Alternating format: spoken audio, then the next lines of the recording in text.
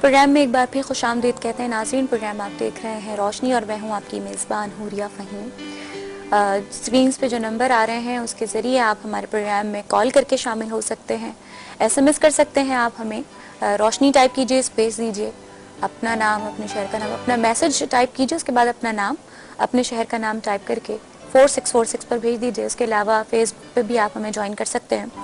Face بک پہ ہمارے ساتھ عبدالصمد صاحب ہیں. انہوں نے کہا ہے کہ آج کل کمپٹیشن کا ٹائم ہے, اس وجہ سے جو ہے آج کل لوگ اتنا خرچہ کرتے ہیں. دوسرے روزمین کہتی ہیں, بہت پیارا میسج ہے ان کا, کہ اگر انسان یا مسلمان دین کے معاملے میں اپنے سے اوپر والے کو اور دنیا کے معاملے میں اپنے سے نیچے والے کو دیکھے تو سادگی اختیار کر سکتا ہے تمام تقریبات میں اور اپنی زندگی میں. اس کے علاوہ سید AH اندرابی ہیں, وہ انہوں نے ہم سب کو سلام کہا ہے. اس کے علاوہ نفیسہ بانو ہیں, انہوں نے سلام کہا ہے.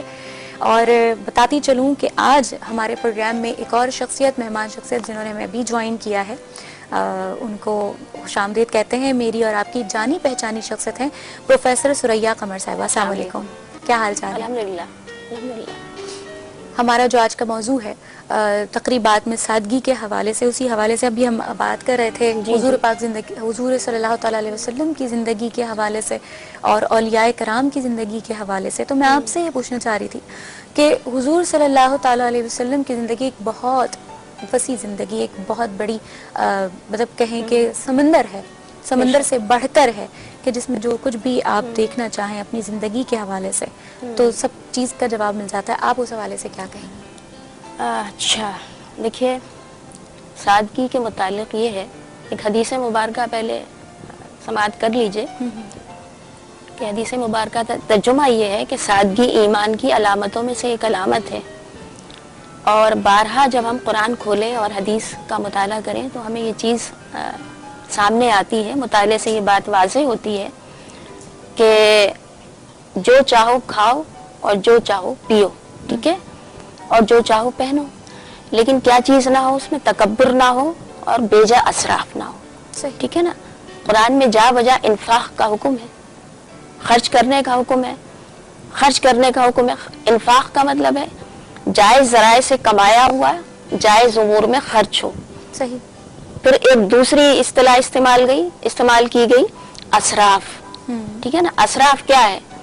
مجھے ضرورت ہے اس کمرے میں 2 بلب ہوں لیکن میں نے 8 لگا لیے ہیں. صحیح. ضرورت پر ہے معاملہ. ایک اگلی بات کیا آ رہی جس کا قرآن میں ذکر ہے, مبذرین, تبذیر کرنا. اور کہا گیا اس کے متعلق کہ تبذیر کرنے والے شیطانوں کے بھائی ہیں. یعنی بات کہاں سے شروع ہوئی تھی؟ بات ہوئی تھی انفاق سے, یعنی جو اللہ کے حدود سے نہیں ٹکرا رہا, جو اللہ نے احکامات دیے ہیں ان کے مطابق چل رہا ہے تو وہ انفاق کر رہا ہے. اس سے اس نے ایک قدم آگے بڑھا لیا تو وہ اسراف کے دائرے میں آ گیا. اور قرآن یہ کہہ رہا ہے کہ اللہ پسند نہیں کرتا اسراف کرنے والوں کو. پھر کہا اس سے بھی تم 4 قدم اور آگے بڑھے تو کہاں پہنچ گئے؟ شیطانوں کے بھائی شمار ہونے لگے. تو جو بیجا اسراف ہے اور بیجا نمود و نمائش ہے, پھر یہ ذہن میں رہے کہ ماہرین معاشیات نے حد بندیاں قائم کی ہیں. وہ کہتے ہیں کہ بیسک نیڈ کے بعد آتا ہے کمفرٹس یعنی سہل پسندی, اور اس کے بعد آتا ہے لگژریس یعنی تعیش پسندی. بالکل. نبی کریم صلی اللہ علیہ وسلم کی حیات مبارکہ پہ آپ نظر دوڑائیں, خلفائے راشدین پر نظر دوڑائیں اور صوفیاء کرام کا مطالعہ فرمائیں تو معلوم ہوگا کہ کہیں تعیش کا پہلو نہیں ہے, کہیں بیجا اسراف کا پہلو نہیں ہے. بات صرف ضرورت تک محدود ہے. تو ضرورت پر خرچ کرنا انفاق ہے جو اللہ کا حکم ہے اور جو رسول کریم صلی اللہ علیہ وسلم کی تعلیمات ہیں. میرے آقا و مولا چٹائی پہ سویا کرتے تھے, کیا انہیں میسر نہیں تھا؟ دونوں جہاں کے بادشاہ ہیں, دونوں جہاں کے بادشاہ ہیں. آقا و مولا سو رہے ہیں چٹائی پر, آقا و مولا پہن رہے ہیں کپڑے پیوند لگے ہوئے. وہاں کوئی تعیش کا تصور نہیں ہے, وہاں اسراف کا تصور نہیں ہے. وہاں نبی مکرم صلی اللہ علیہ وسلم آٹا خود گوندھ رہے ہیں, اپنے گھریلو امور خود انجام دے رہے ہیں.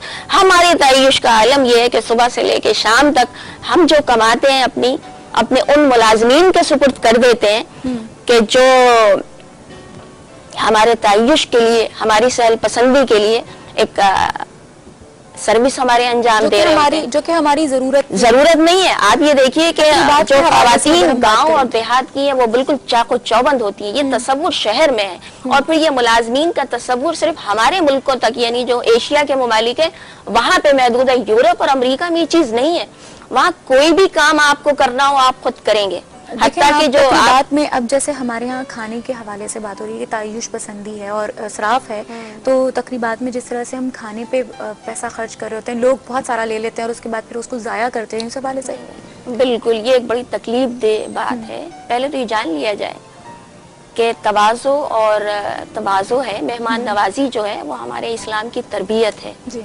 और ये कहा गया कि देने वाला हाथ बेहतर है लेने वाले से।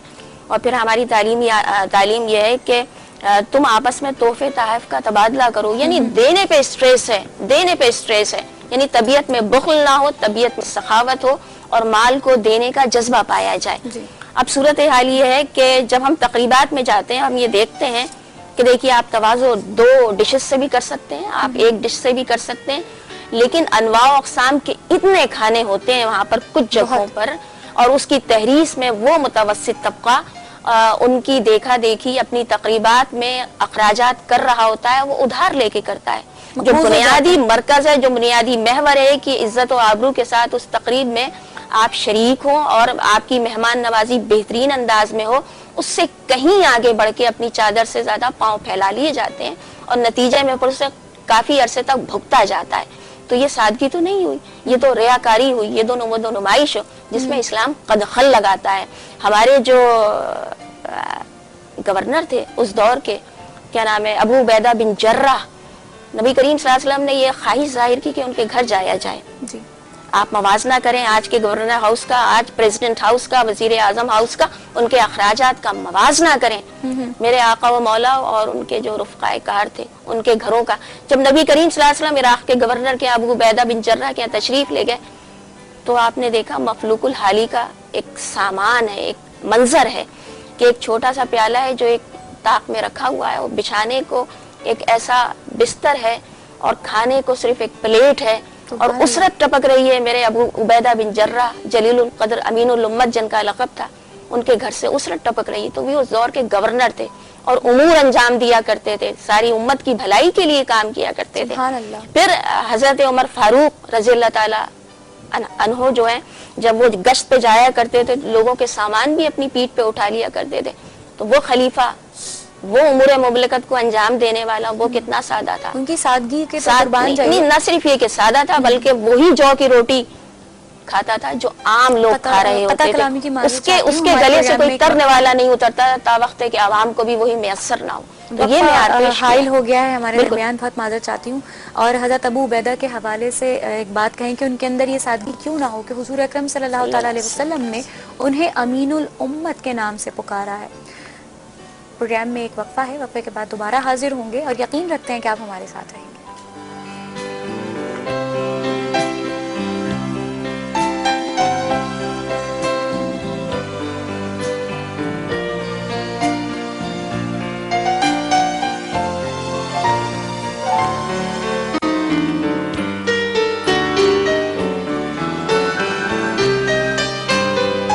और महीने